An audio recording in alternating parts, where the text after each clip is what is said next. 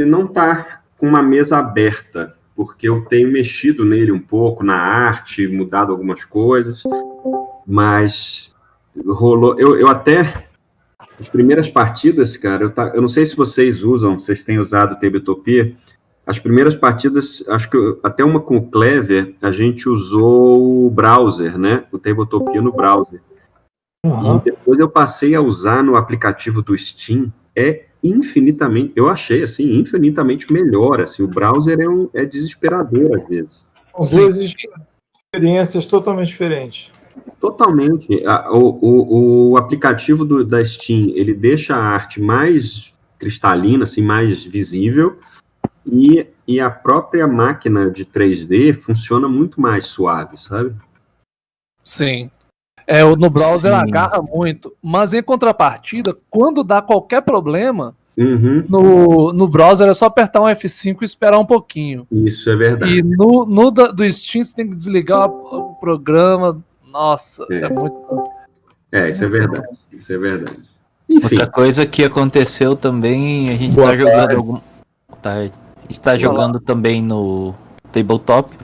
E no browser, às vezes acontece de, não sei, não atualizar, o que acontece. Às vezes a pessoa põe a carta virada para baixo na mesa e para alguns está aparecendo virado para cima, ou para alguns virado para baixo. Aconteceu várias vezes isso já. Pois é, né? Coisas de... Isso, aproveitando que a gente está aguardando as pessoas entrarem, né? Mais 2 minutinhos. Alguém aqui acessou conteúdos e experiências da Spiel fora da nossa programação de jogos de educação? O que vocês acharam? Quem participou? Eu entrei no Discord da Conclave e joguei o Van Gogh e também do pessoal da Gabs. Joguei o Maraná também. Mas é difícil de acompanhar, né? É muita coisa que vai acontecendo. Gostou da experiência? Sim. Não, o Van Gogh eu gostei bastante do jogo e o Maraná também é espetacular, com essa temática indígena e folclórica muito legal, cara. Conheço o Maraná também, muito legal mesmo. Tem uma dinâmica... Tá tendo? De distância, né? Oi? O quê? Tá tendo ainda, será? Será que vai ter amanhã? Não, o pra jogar. Vou te convidar, Maurício, pro servidor deles aqui. Ah, legal. Muito bom. Opa, envia o convite pra mim aí também. Quem é? Fala o nome aí. Leonardo. Eu experimentei o Lunamares. Tô curioso com esse. É um worker placement bem denso, mas até de certo modo ele é até meio, vamos dizer assim, antigão, no sentido de que eu tenho visto que o worker placement hoje ele tomou uma tendência mais dinâmica, mais interativa e tal, quer dizer, corrigindo o que sempre foi a grande crítica aos worker placements, que é de não ter muita interação entre os jogadores, né? Sei. Então, mas esse design, assim, foi uma primeira impressão, né, mas eu tive aquela sensação de que jogam sozinhos, todos os 4 jogam sozinhos, sabe? É uma sensação ruim que alguns euros acabam provocando, principalmente para quem gosta mesmo da interação.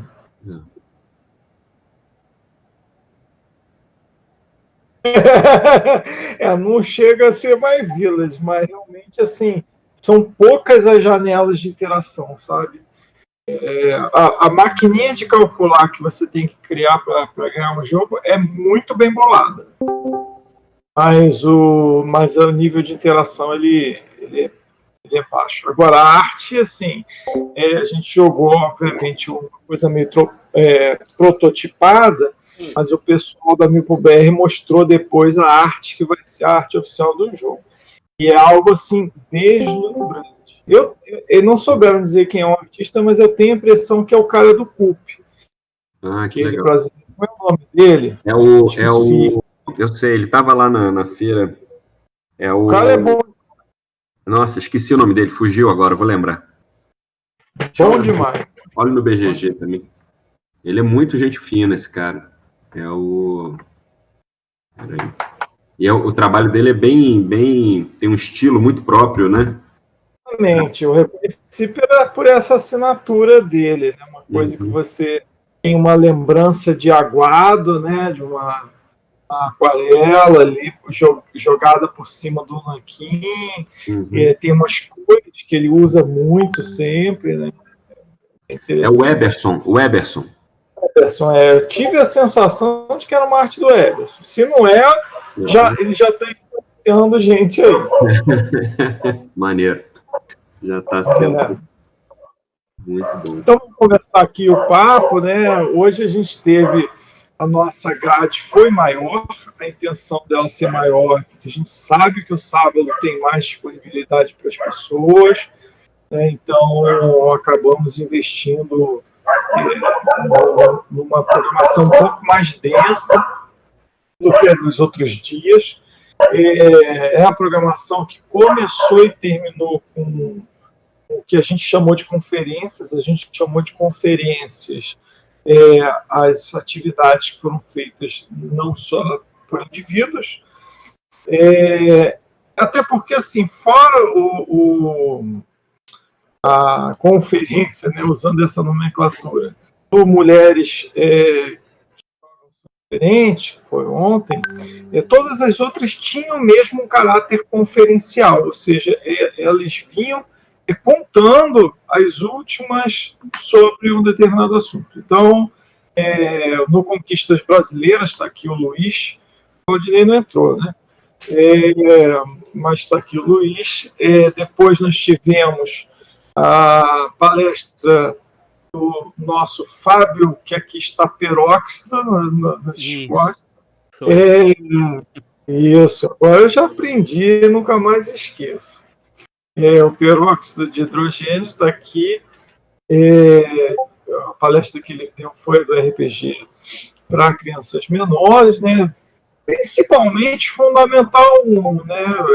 Mas embora ele mostre a partir do toddler aí, a criança de 4 anos já jogando suas narrativas, mas ele vai falar mais. Jogos para aprendizagem da língua inglesa foi a palestra curtinha e muito bem feita da Paula. A Paula que explorou bem os depoimentos, né? Eu achei muito legal. Depois veio o Bruno com como os jogos superam o ensino compartimentado, uma grande reflexão, utilizando o casamento do cinema com jogos, muito legal. Depois veio o Jogo da Onça, né? A Mancala Africana e Educação Lúdica, aquela proposta cheia de pérolas culturais e uma beleza estética do Maurício Lima. Veio, então, a força dos jogos de tabuleiro na Rede Federal de Educação do Brasil para fechar. Eu acho que fechou bem com chave de ouro. Eles estavam orgulhosos, porque foi a maior audiência de todas. Você precisa até cumprimentá-los, né? Foi a maior audiência de toda a nossa programação. Acho que chegou o quê? 52, Maurício? Com certeza. Acho que sim, foi. 52 presentes de uma vez só, foi muito legal.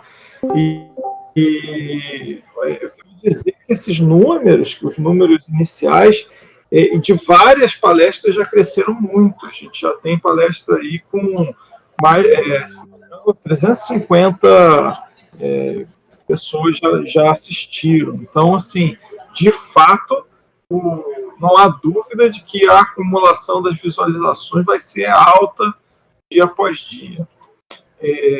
Fico bem feliz de anunciar isso, inclusive. Tá? Então, passamos aqui o review da gradezinha de hoje. Eu queria passar a palavra para quem desejasse fazer comentários e perguntas sobre o que sentiu sobre o dia, de uma maneira geral, ou de uma atividade específica. Arnaldo, só vou comentar rapidamente sobre a questão das visualizações. Um amigo meu veio comentar, poxa, eu vi lá, deu só 30 e poucas pessoas. Eu falei, só? Irmão, meia hora eu falando ali, ó, direto. E teve 30 pessoas que assistiram isso no mesmo instante que eu abri esse vídeo. Pra mim tá sendo uma vitória imensa, sabe? Então, acho que mais gente ainda vai assistir com o tempo, né? Essa ideia de um vídeo que tem um lançamento imediato, mas que as pessoas podem assistir depois, a tendência é que esses números vão lá em cima, né? Exato, exato. Realmente o grande barato de estar presente no momento, sabendo que o palestrante vai estar lá, é diferente. Então, realmente dá vontade de assistir a estreia. Mas, ao mesmo tempo, dá a tranquilidade de que, se por qualquer motivo realmente não dá, dá para assistir depois, mesmo não podendo participar da interação. Eu particularmente, na do ensino compartimentalizado, né, do Bruno, eu falei assim, vou abandonar o chat aqui, porque não tem como acompanhar a palestra e o chat eu não consegui. Mas muito interessante, esse casamento da BNCC com os jogos é fundamental, a gente usar isso como uma justificativa, porque é imbatível, não tem como ninguém contra-argumentar, né?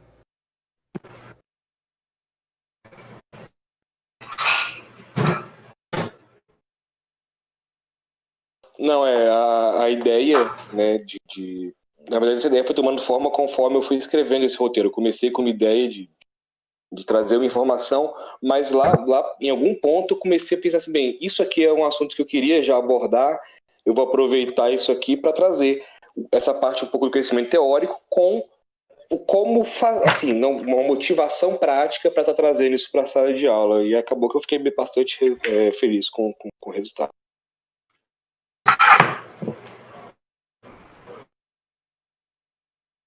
Eu acho bastante interessante a hora que foi perguntada qual era a dificuldade de trabalhar com ludicidade na escola, e o professor Leonardo comentou que alguns professores, outras pessoas acham que o professor está brincando, está de brincadeira, que não é uma coisa séria. E aí, na hora, eu pensei, nossa, essa pessoa precisava ter assistido a palestra do Bruno, né, mais cedo. Estava conversando com o BNCC, Bem a legal. palestra muito completa. O Francis, tá gravando? Esqueci de perguntar. Ai, socorro. Vamos lá.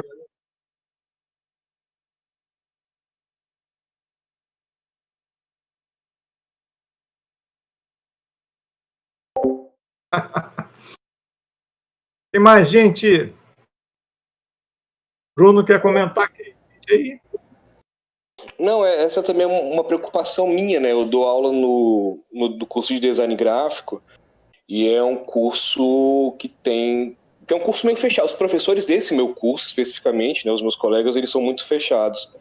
Então, eu sempre tive muito essa preocupação de trazer com muita seriedade e muito embasamento, sem deixar um segundo que tivesse margem de interpretação, que eu estou fazendo aquilo ali por diversão ou porque eu gosto, entende? Então, eu sempre tive que pisar em ovos. Eu acho que esse é um dos motivos que me motivou, acabou motivando a pegar essa abordagem, né?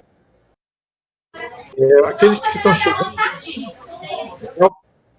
peço que mantenha a microfone desligado enquanto não estiver com a palavra, tá bom? Por favor, tem uma lembrança para todos os que não estão fazendo isso. Muito legal, Bruno. Eu acho que a grande arte, vamos dizer assim, vai precisar conquistar. E Rafael. Pronto. Desculpa, Rafael, eu tive que te mutar aqui, mas se você precisar, você pede e a gente volta aí, você volta a falar, tá bom? Eu acho que uma grande arte, realmente, é você conseguir mostrar seriedade sem mostrar sisudez, porque isso seria contra a própria essência, né, do jogo do jogar. Então, assim, se a gente conseguir manter um ambiente que, ao mesmo tempo, exprima, um ambiente não, eu até diria uma atitude pessoal, que exprima uma grande paixão, alegria, motivação em estar fazendo, com a seriedade, essa é uma arte que não é fácil, porque é muito fácil você migrar do sério para algo que fica meio carrancudo, apartado daquilo que é a essência do jogar, que é estar bem, estar alegre, se divertir, etc., né? E aí você imprime, às vezes, uma aura como se você estivesse tratando um negócio que é baseado em um momento alegre de uma maneira, sei lá, desagradável até, no sentido de uma emoção que não é aquela emoção positiva e contagiante do jogo. Quer falar? Léo Costa? Mas aí uma coisa assim, eu tenho essa ideia de expandir, né, Quinta é Fé, o projeto para outras escolas, né?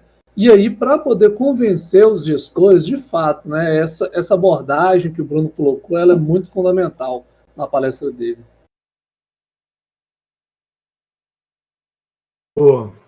Quero dizer que está aqui com a gente também o Maurício Lima, que está como Maurício Origem, porque ele é da Origem Jogos. Tá? Então, quem quiser fazer perguntas para ele, pode. O quartel-mestre é o Luiz Cláudio. E está aí chegando o Ralph Gomes. Voltei, Arnaldo. Você me citou aí, desculpa. Eu tive que olhar o bebê ali.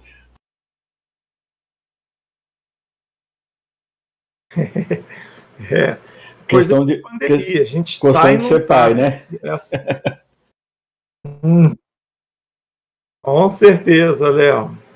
Então, alguém mais quer comentar, perguntar? Eu queria fazer um comentário. Eu sou a Angélica, eu trabalho com educação infantil. E queria agradecer ao Fábio por ter abordado as crianças aí de 4 anos, que geralmente é difícil de ver isso. E embora eu não jogue, nunca joguei RPG, eu estou muito curiosa para saber como que essa possibilidade com crianças a partir de 4 anos, né? É isso, agradecer mais mesmo. Legal, Angélica, legal. É bem interessante mesmo, quando eu fiz uma capacitação aqui na Prefeitura Municipal de Florianópolis, né? Tinha muitos professores da educação infantil que se sentiam desamparados, assim, né? Eu fui entregando o RPG de maneira convencional, que não atende mesmo, assim. Precisa ser crianças maiores de 8 anos, 9 anos, que já tenham uma facilidade com leitura, com escrita, né? E aí isso foi me tocando um sinal de alerta aí, né, para procurar alguma forma de fazer com que esse público também seja atendido, né? Os professores da educação infantil também, porque o RPG nada mais é que contação de histórias, né? Uma contação de histórias interativa. Então, lógico, a gente tem que tirar algumas, tem que fazer algumas modificações, né? Fazer as regras ficarem mais fáceis, mais simples, mas a gente tem como atender crianças pequenas, né? Com esse clima de faz de conta, de fantasia, né? Com uma regra que seja o suficiente para que ela entenda, né? O que ela pode fazer, o que ela pode conseguir, mas de maneira ainda leve, né? Assim, então, eu vejo isso como um potencial mesmo, né? Foi o que eu percebi aqui pelo pessoal da rede municipal aqui, né? Eu com certeza vou procurar saber mais. Eu já trabalho um pouco com os jogos, trabalho bastante com jogos de tabuleiro, desde as crianças de 3, 4 anos, mas talvez por eu nunca ter jogado RPG, eu nunca tenha pensado sobre isso. E aí, em todas as palestras, a gente está vendo, né, essa questão do professor. Então, se a gente quer levar o jogo para a educação, a gente tem que, além de cativar as crianças, os adolescentes, os adultos, a gente tem que cativar os professores, porque trabalhar com uma coisa que você não gosta é bem difícil, ou que você desconhece, né? Mas está sendo bem legal, todas as palestras, enfim.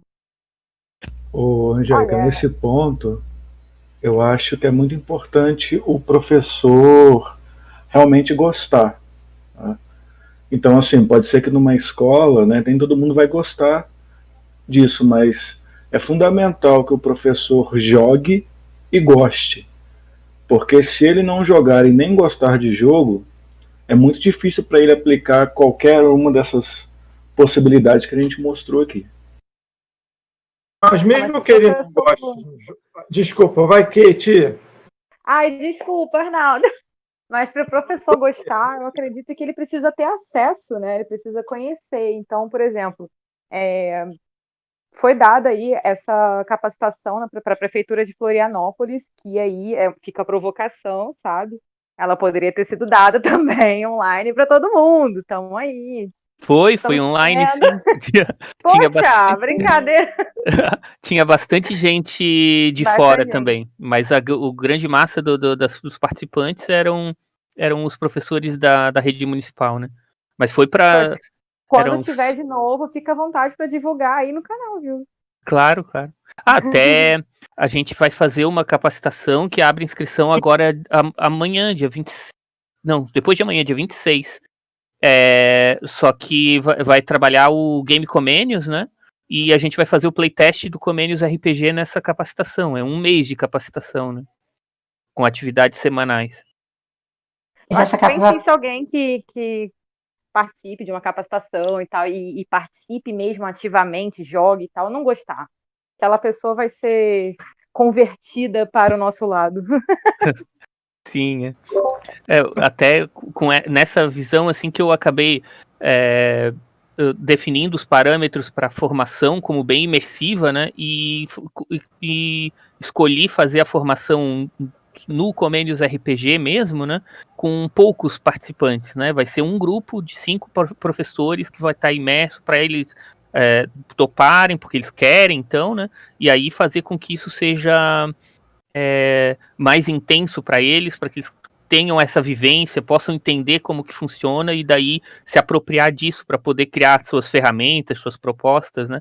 Porque é difícil mesmo, assim, quando a pessoa não está muito por dentro do cenário, não conhece muito, não joga, de repente, né, assiste uma palestra de 2, 3 horas e decide que vai conseguir, tá, mas tem um caminho aí, né? Tem o adquirir repertório, tem o domínio, tem a experimentação, tem muita coisa que precisa acontecer até a pessoa conseguir se sentir mais à vontade para utilizar e trazer resultado com isso, né?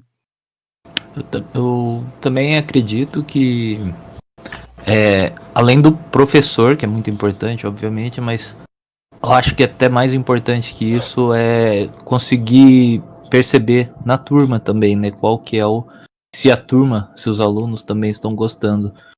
Parece que não, mas pode acontecer, já vi acontecendo, de um professor que foi utilizar, né, RPG e a turma não gostava, não queria.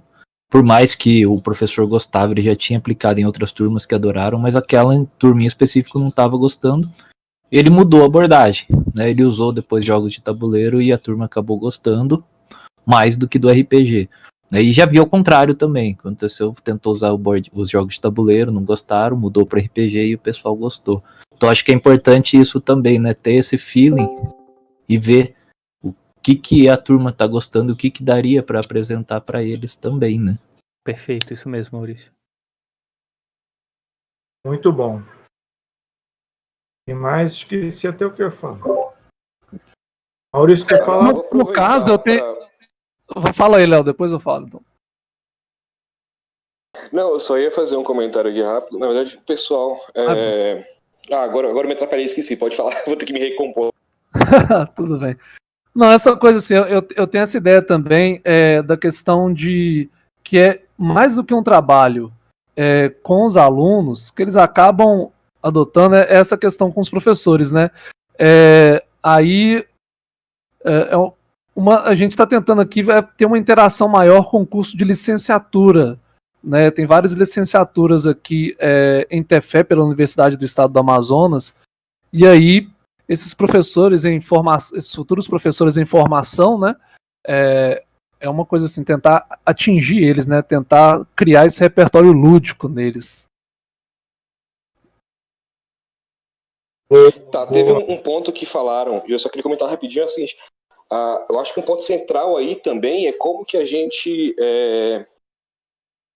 enquanto comunidade, né, pensa alternativas, estratégias para colocar professores que não têm nenhum contato com esse mundo através de iniciativas que sejam através das secretarias mesmo, né, de pensar como trazer e apresentar para esse professor essas ferramentas como ferramentas, mas também como um produto de entretenimento, algo que vai ser interessante para os alunos e a partir também, no caso, me parece do BNCC. Só que uma questão que foi levantada né, de que o professor tem que gostar.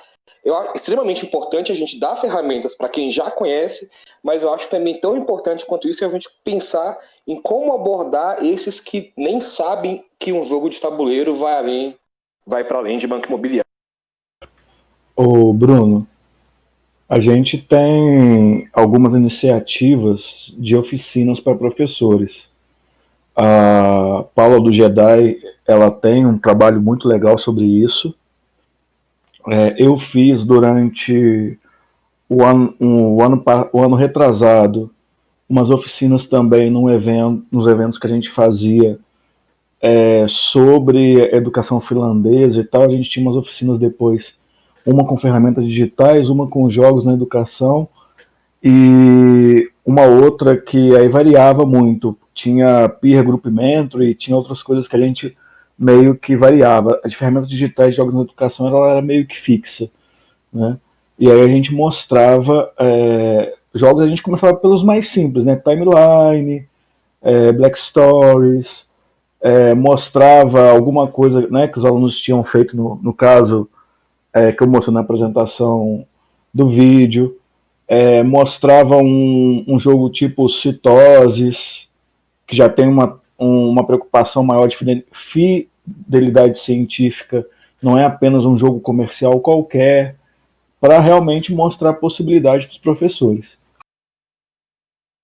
No nosso projeto também a gente já fez algumas oficinas, né? Inclusive uma delas, como o Leonardo comentou também, com a Paula Piccolo, né? Que está aqui também, acho que ela na verdade pode falar melhor. Mas a gente fez já também algumas oficinas, é o que a gente tenta fazer, né? Mostrar que existe, mostrar o que pode ser feito. É uma forma. Paulinha, abre o seu microfone aí e ensina pra gente. Tudo bom? Vamos ver, vamos falar assim rapidinho o que o Jedi faz, né? A gente leva repertório para quem não conhece. Começa com joguinhos party games, aqueles gateways, né? Joguinhos fáceis de entrada. Mas a gente mostra para quanta coisa que dá para usar aquele jogo tão simples. E naquela hora do descobrir quais as 1001 utilidades do jogo, entra o pessoal que dá aula de português, matemática, ciências, mas entra o pessoal que dá aula de ciência da computação, o cara que dá aula no colégio técnico, entra o cara que dá treinamento de RH, e o pessoal do infantil, enfim. É tão flexível o jogo quando você aprende a explorar, você usa com qualquer público. Eu falo que tudo que dá para ter um curso, dá para usar jogo. Dá para ensinar com o jogo. É lógico que não é 100% com o jogo que a gente faz um curso, né? Mas é demonstrar, não só apresentar alguns jogos, mas demonstrar quão flexível é a ferramenta. E todo mundo sai cheio de ideia. Legal. Eu tenho uma pergunta para fazer para vocês todos que fizeram parte de hoje, mas antes eu quero saudar o Alan, a Angélica, que está aqui, e dizer o seguinte: a maior parte das pessoas que está presente aqui, elas acabaram se juntando, se conhecendo e se juntando aos poucos, ao longo de pouco mais de um ano, talvez. Aos pouquinhos as nossas bolhas foram rompendo e a gente foi se juntando, tá? Somos um grande coletivo de educadores hoje, chamado Ludus Magisterium, e vocês, como educadores que estão utilizando ou gostando da ideia de usar jogos de tabuleiro, estão convidados a conhecer, tá bom? Então, se quiserem, basta vocês entrarem em contato com a gente pela mensagem, e aí a gente vê como é que a gente orienta vocês para estar participando, porque as trocas são diárias e são muito boas. falando particularmente da questão da educação infantil, eu preciso dizer que, como pedagogo, a nossa formação ela é focada, a gente passa por todas as etapas do ensino, mas, sem dúvida, há um privilégio, há uma certa um foco na educação infantil nos primeiros anos das séries iniciais, né, o que seria o Fundamental 1. Então, eu tive a oportunidade de utilizar muitos jogos de tabuleiro, inclusive que são considerados, vamos dizer assim, complexos demais para a idade. E eles jogam. Então vai ser muito legal trocar figurinhas com vocês. Gostei bastante. A exposição do Fábio e as adaptações do RPG para os pequeninos é perfeita. Eu acho que ele encontrou o ponto. Eu já tive experiências bem sucedidas com criança pequena, mas também outras bem ruins. Eu acho que ele encontrou o ponto. E aí vem a pergunta que vai para todos vocês que estiveram nos orientando, nos ensinando ao longo do dia de hoje, que como vocês lidam, eu não sei se todos têm essas experiências, com turmas grandes. Assim, é um flagelo para mim, na educação do Rio de Janeiro, a quantidade de vezes em que eu entrei em salas de aula lotadas demais.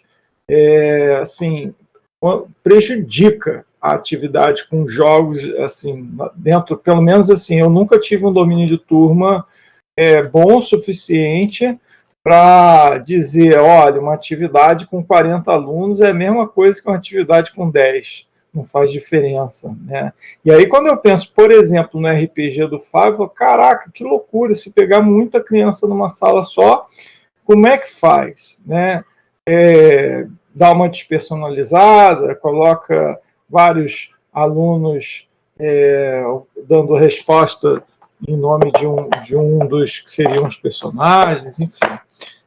Falem um pouquinho, acho que a pergunta realmente cabe para todos vocês, como é que vocês lidam com a diversidade de quantidade de alunos por sala?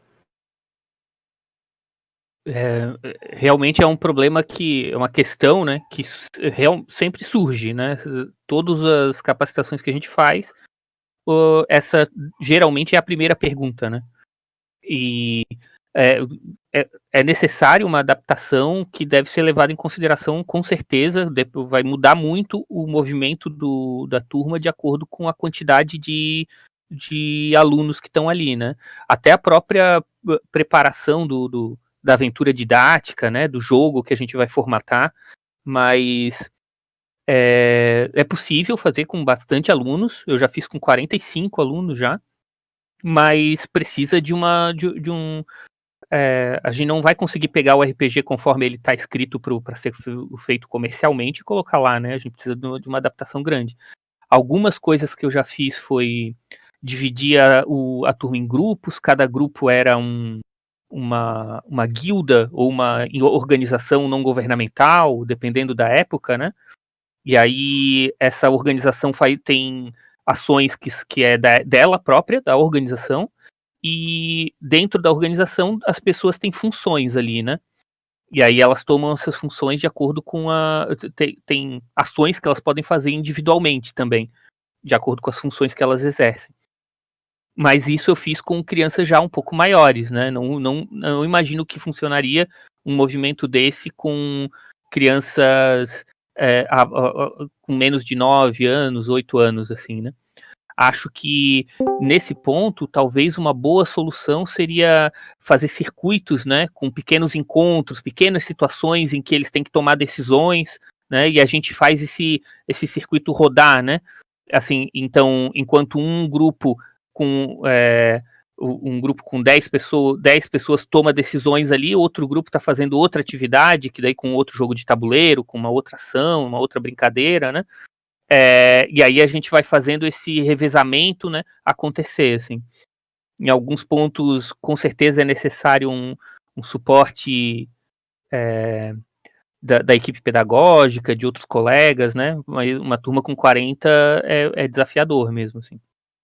mas com preparação, com planejamento, né, definindo algumas características só do uso, até talvez uma gamificação do RPG, que usa o RPG, né, elementos do RPG, algo assim pode funcionar melhor até. Fazer uma interrupçãozinha nesse assunto, só para dizer o seguinte, o Maurício... já foi. Então, continue o assunto, vai, Paulinha. Eu queria tocar em 2 pontos. Metodologia ativa e inteligência da criançada. Trabalhar com jogos é uma dessas metodologias ativas tão faladas hoje em dia. O que dá igual, assim, você dá aula para 1 e dá aula para 1000, é a aula expositiva. Vai todo mundo ficar em silêncio, o professor vai falar. Quase que não importa para qual número de pessoas. Quando você coloca o aluno no foco e no centro, sempre dá muito mais trabalho. E você tem que deixar todo mundo ativo o tempo inteiro, mas a gente tem que trabalhar por estações, fazer cantinhos, né? Trabalho em equipe é mais complicado, lógico, mas não porque a sala é grande, é porque é uma metodologia ativa.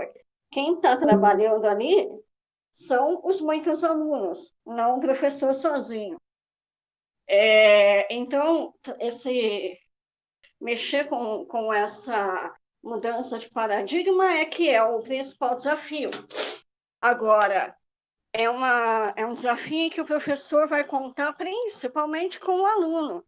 E aí a gente não pode esquecer que é comum a gente desmerecer ou até desrespeitar um pouco a inteligência da garotada. Porque não é só, menina de 2 anos sabe mexer no tablet melhor que eu, eles sabem tudo melhor do que a gente. É uma garotada que, se você fizer ficar interessado em alguma coisa, eles deslancham, né? Então, antes da gente colocar a barreira do número de alunos em sala de aula, a gente precisa entender que é uma nova abordagem que a gente está trabalhando, por isso todo aluno é ativo e por isso que o número de alunos assusta a princípio, mas contar com a participação entusiasta, já que vai usar jogos e tudo mais, e com a inteligência. Se você entra em sala confiando nisso, costuma dar certo. Boa, Paula. Alguém? Pode falar você primeiro. Ok. Eu particularmente, eu tenho essa dificuldade também, essa mesma questão que o Arnaldo, fiquei inspirado pela fala da Paula, de fato.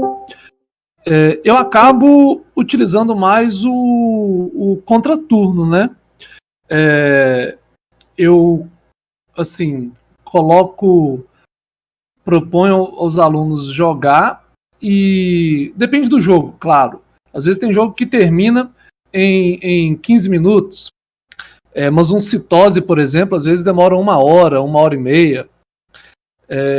E às vezes é difícil do aluno aprender, da gente aprender as regras na aula e jogar o suficiente para poder se divertir e ter esse efeito também de aprendizado. Então eu acabo pedindo para o pessoal fazer no contraturno. Então a gente disponibiliza cópias do jogo, e aí eles pegam como se fosse uma biblioteca, né? E jogam, fazem um relatóriozinho e depois a gente desenvolve o trabalho. Só que é uma proposta diferente, né? Porque tem alguns jogos que de fato vão pedir um momento coletivo, né? Mas eu ainda não trabalhei com esse tipo de jogo, não. Eu já tenho 3 fatores positivos para mim, 3 sortes, eu digo assim. Que são, primeiro, as turmas que eu pego são pequenas, né? Eu não sou professor na área no ensino fundamental, já na faculdade. Então são turmas, como a disciplina é uma disciplina normalmente prática, né, de atividades práticas, então são turmas de 15 alunos no máximo. Então já tem essa vantagem. Outra vantagem que eu tenho é o tempo, né, que eu tenho nessas disciplinas minhas são 2 horas e meia, né, para trabalhar com eles. E outra vantagem que eu tenho, né, outra sorte, é que eu tenho os bolsistas que também auxiliam durante as aulas, né, então eu consigo... Invejinha branca. Fica muito mais fácil, né, tem tudo a meu favor. Não aconteceu ainda de eu ter que pegar uma turma muito grande ou ter pouco tempo para jogar. Mas eu, além de fazer também nas disciplinas, eu faço como o Clever falou, né? Eu faço também no contraturno.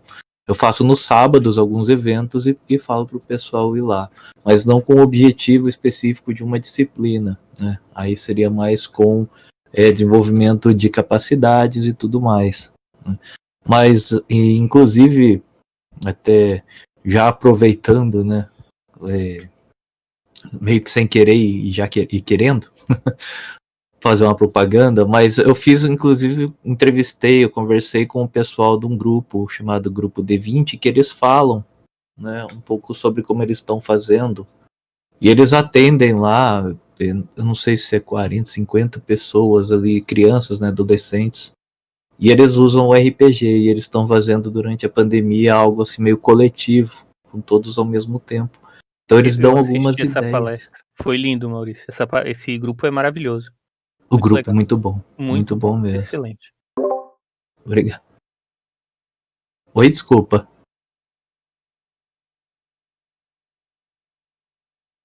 Não, é um grupo de São Paulo, eu acho, que faz atividades voltadas para terapia, voltadas para adaptação a desenvolvimento de habilidades sociais para as crianças.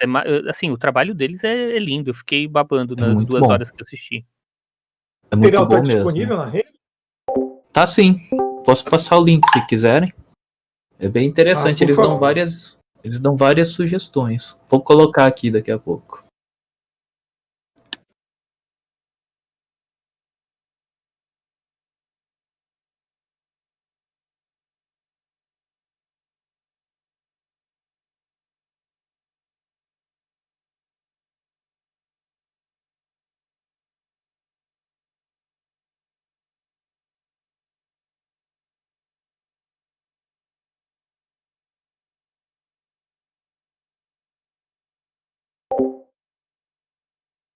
Bacana.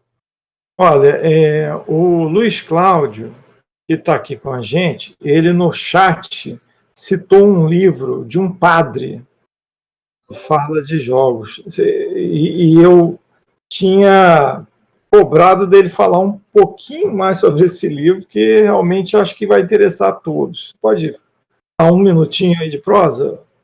Com certeza, Arnaldo. Na verdade, assim, não sei se era padre, sei que era teólogo, né, americano, John Carse. E o livro dele é Jogos Finitos e Infinitos. E ele essencialmente usa o jogo como metáfora para muitas coisas que nós humanos fazemos, né? Mas ele vai distinguindo os jogos finitos dos infinitos. E embora ele tenha escrito esse livro na década de 80, ele possivelmente não conhecia RPGs, o livro de 86, o Tetris é de 84, ele não menciona o Tetris. Talvez ele não pensasse em jogo infinito como atualmente a gente, no campo da ludologia, pensa, né? Aquele jogo cujo objetivo é continuar jogando. Mas aproxima muito desse conceito.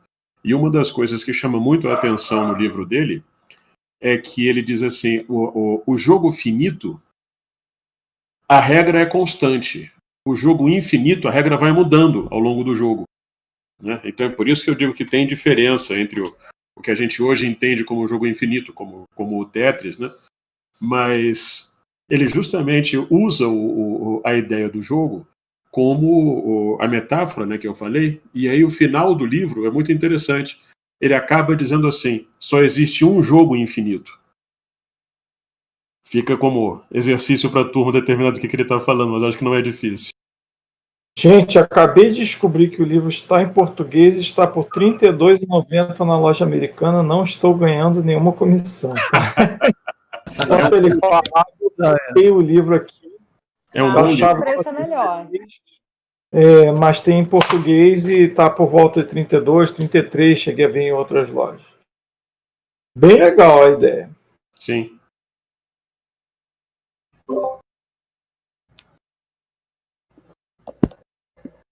Se alguém quer perguntar ou Bom, o Arnaldo, só comentando essa questão que você falou aí de questão de número de alunos, né? Eu trabalho no ensino federal, no técnico, e eu tenho turmas geralmente entre 15 e 30 alunos. Com a turma de 15 é mais fácil de trabalhar, agora com a turma de 30 já fica mais complicado. Uma coisa que eu gosto muito de falar, né, é que nos discursos, nos documentos, a tal da integração das disciplinas, a multidisciplinaridade, interdisciplinaridade, tudo isso é muito bonito, né? Só que, por exemplo, eu falo da minha instituição, não existe uma corregência.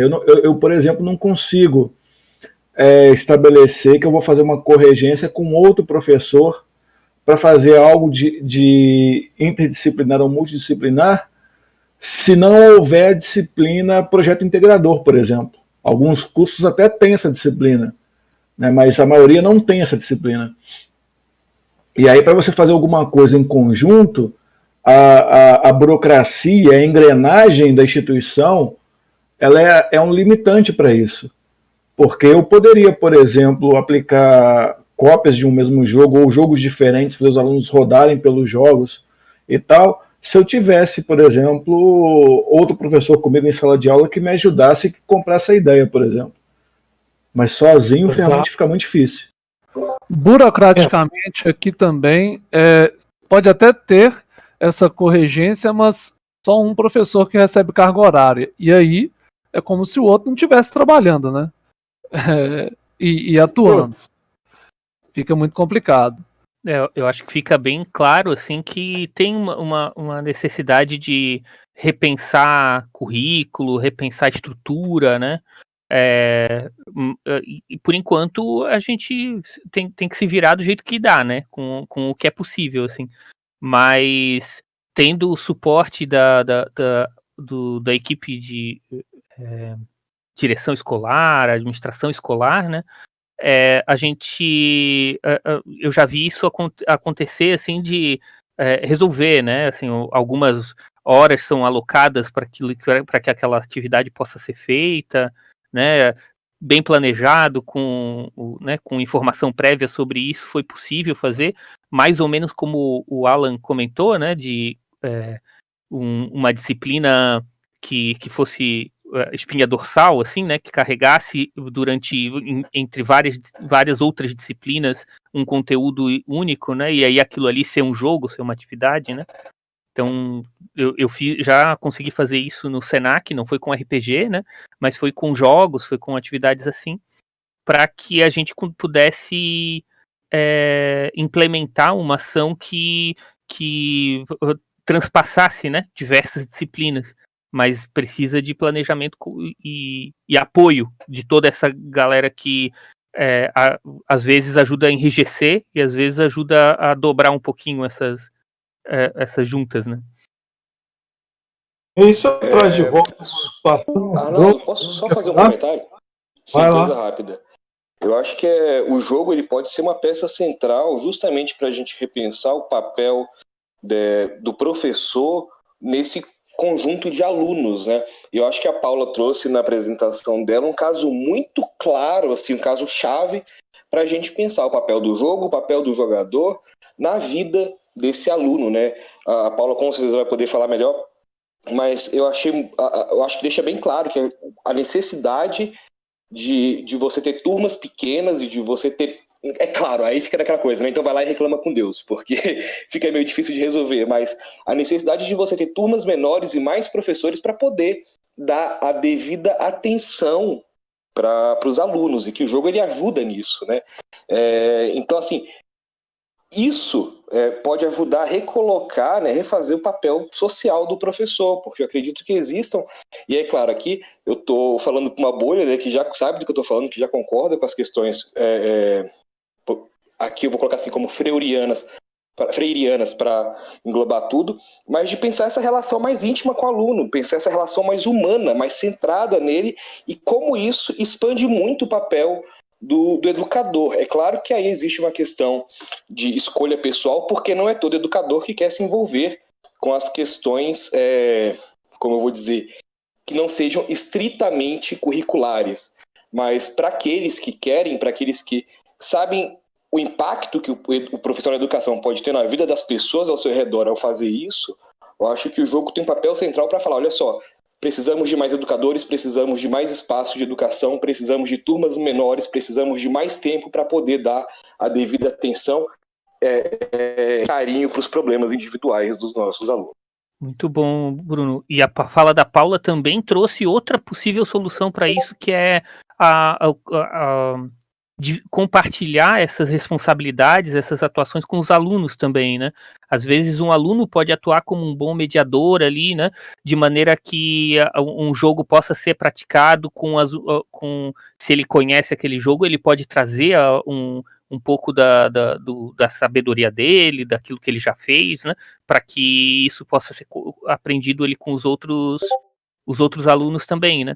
Então, essa corresponsabilidade do aluno sobre o aprendizado, sobre o desenvolvimento e o progresso do que está acontecendo na sala, ajudaria bastante também, né? Lógico que não estou dizendo que assim, isso resolveria o problema, então a gente não precisa mudar a estrutura, mudar currículo, muito pelo contrário, né?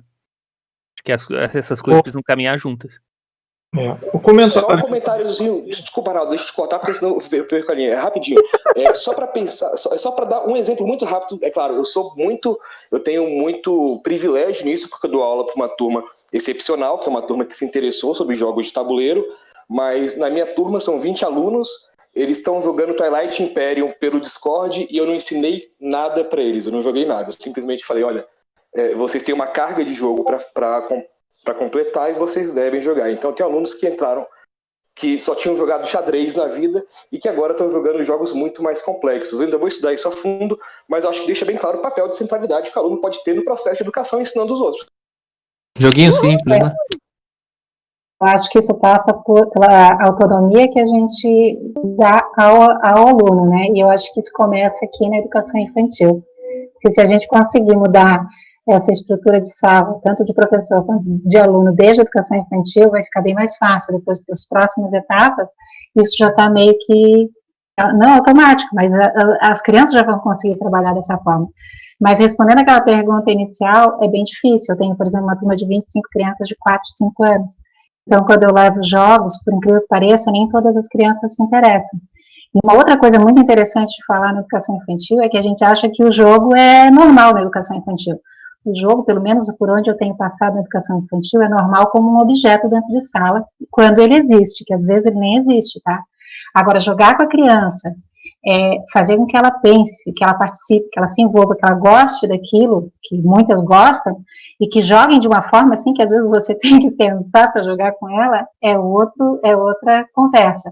E aí, na educação infantil, pelo menos aqui em Florianópolis, a gente tem uma vantagem, que eu diria, que são os cantinhos. Então, a gente sempre tem outros espaços dentro de sala, como a Paula falou, eu acho que é a Paula, que então aquela criança que não está naquele momento envolvida com o jogo, ela pode ir para um outro lugar e fazer uma outra atividade. Mas não é fácil não, gente. Não é.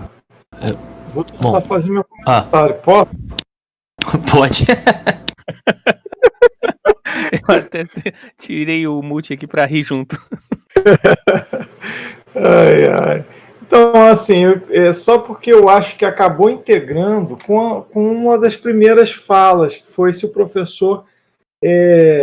como é que é a coisa do professor gostar de jogar. E aí eu queria trazer de volta isso para dizer o seguinte, eu acho que nem todo mundo tem que gostar de jogar, porque eu acho que nem todo mundo tem que gostar de dançar, ou nem todo mundo tem que gostar de comer couve, sei lá, eu acho que não.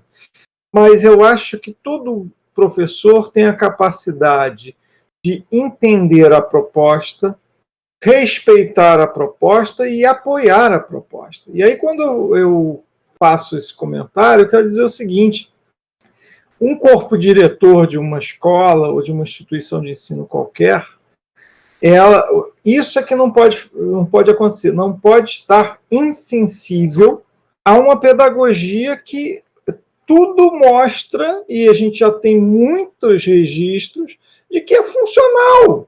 educa, socializa, enfim, as benesses todas vocês conhecem. Então, assim, não é possível que um corpo diretor não apoie esse tipo de iniciativa. E quando eu falo apoiar, eu não estou falando de tolerar, que é diferente, tá? Eu acho que qualquer diretoria responsável e que tenha sido apresentada ao jogo por um professor competente e também responsável, ele imediatamente vai se sensibilizar e ele imediatamente vai apoiar. Pelo menos é o que eu acredito. Agora, não apoiam, né? Eu falo isso porque assim, a teoria se o cara é coerente, se é sensível, se ele está preocupado com o aluno, se ele está preocupado com a educação, como não apoiar? É claro que ele vai apoiar. Ele vai ouvir os argumentos e vai apoiar. Mas não é isso que a gente observa no dia a dia, o que para mim é muito triste, de um lado, né, ao perceber que as pessoas, muitas não operam pela razão. Elas operam estacadas em culturas e padrões de pensamento rígidos. Então, assim, inclusive o que faz parte de pessoas que às vezes são cultas, são bem formadas, etc., votarem super mal, porque, pronto, elas foram moldadas de um jeito que parece que não conseguem enxergar de uma forma racional as situações. Então, é incrível como é que eu já coleciono casos relatados de professores que foram apresentar projetos de jogos, foram mostrar mesmo numa reunião como é que a disciplina funcionaria com base em jogos, e foram rechaçados não só pelos seus pares, pelos seus colegas diretos, mas pelo corpo diretor, né? Então, assim, isso para mim é algo que é uma barreira muito grave.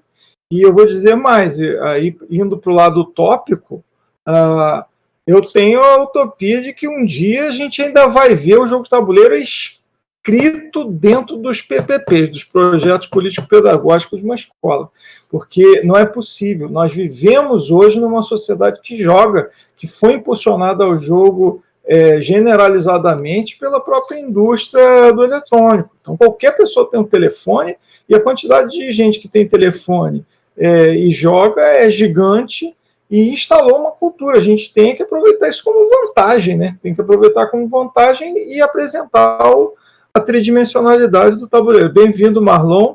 E fala, Maurício. Não, então, eu ia comentar a fala do Clever, do Leonardo. Eu não sei como que tá no IF, tá? Aqui na UTF nós estamos numa mobilização para fazer uma reestruturação do do PPC, né, que é o Plano Pedagógico de Curso, para adequar as novas normas e deixar algo mais tendo essa integração, né? Mas mesmo antes da gente terminar de fazer isso, eu faço parte do grupo que está estudando isso. O que eu fiz, pelo menos, eu não sei o quanto isso seria possível, quanto vocês teriam adesão, né, no curso de vocês e tudo mais, dizendo com as disciplinas que vocês fazem. Mas assim, no curso eu sou professor de engenharia mecânica, né? Eu dou uma disciplina da parte de fabricação, que é de comandos numéricos, computadorizados. E tem algumas outras disciplinas antes da minha que fazem uma interligação com o conteúdo que eu passo.